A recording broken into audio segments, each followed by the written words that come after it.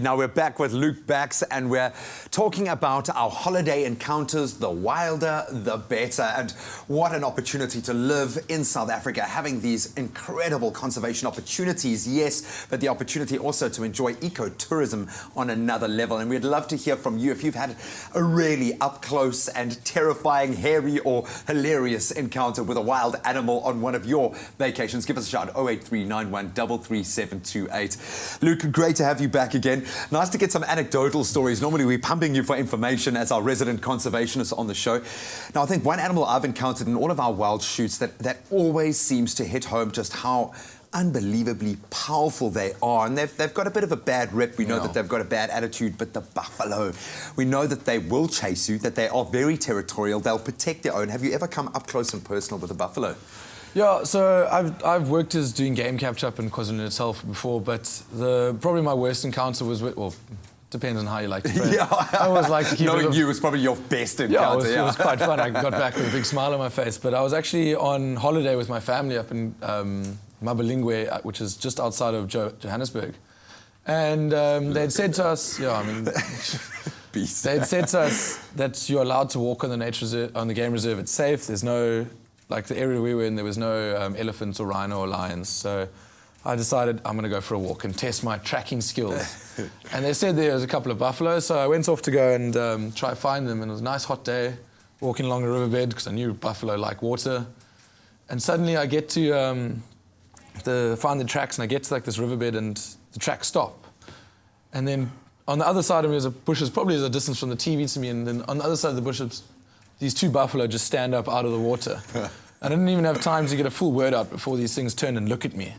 And I managed, like, they just turned and went straight for me, and I managed to get up a tree, pretty much like that lion, quite a lot like that lion. And I was sitting up in a tree for probably about an hour while these two stomped and snorted around the base. And every time they moved off, I'd slowly come down and they'd come charging back.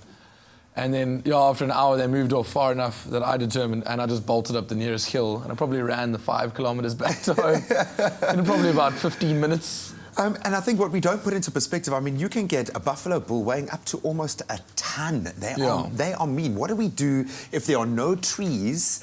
I can imagine the trajectory of this lion. He probably was standing there and then ended right up there. But what if we're in open ground? How do we deal with an encounter like that? That is quite difficult. A buffalo, they're generally quite protective, so they won't charge you just for unnecessary reasons. So obviously I had stumbled across them and irritated them. You entered into their personal space. Yeah, they didn't know what I was, and they just decided we're going to get him gone. And then, but like in an area, like if you're in that savannah and you're stuck in between all those trees, the best thing to do is run. I mean, they're not the most agile of creatures. So if they're going to run at you, try to take sharp Bob and weave, man. Bob and weave until you can get to somewhere of either higher ground or somewhere where you can get out of their reach. Oh, dude, some sage advice. We got another caller on the line, Raphael, phoning from Cape Town. Very good morning, Raphael. How are you? Hey, this is the earliest I've woken up in a while, so I'm a little tired. Don't worry, we feel your pain, buddy. We feel your pain. So, I understand you've had a very interesting encounter. Fill us in. Yeah, so a little while ago, I was on this reserve called Karongwe. It's near the Kruger.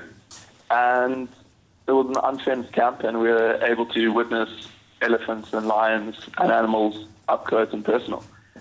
So one beautiful sunny African afternoon, I decided to have a shower.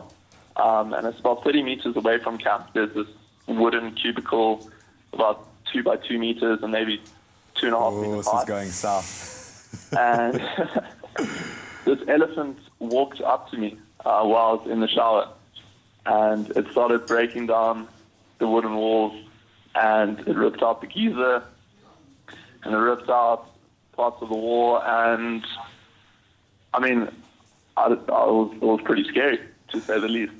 But I was trying to stay calm, as calm as possible. But then after about half an hour of this whole ordeal, it just walked away. So I guess the question is, do elephants kind of break down things to assert their dominance, or was I in any danger per se? Yeah. So Awesome, man. Yeah. That sounds quite a lot like the story you were saying. Yeah, that is terrifying, man. So one thing, a lot of the reserves that do have elephants, and let's say if they've got water pumps towards camps and stuff, the pumps actually have to be buried quite deep because the elephants can smell the water. Wow. So they dig up pipes, they dig up pumps, they break down things just to get to the water. I'm not sure what the conditions were why you were there, but if it's particularly dry kind of time of year, they will break it down just to get at the water. And they're not being particularly destructive, they're just being big.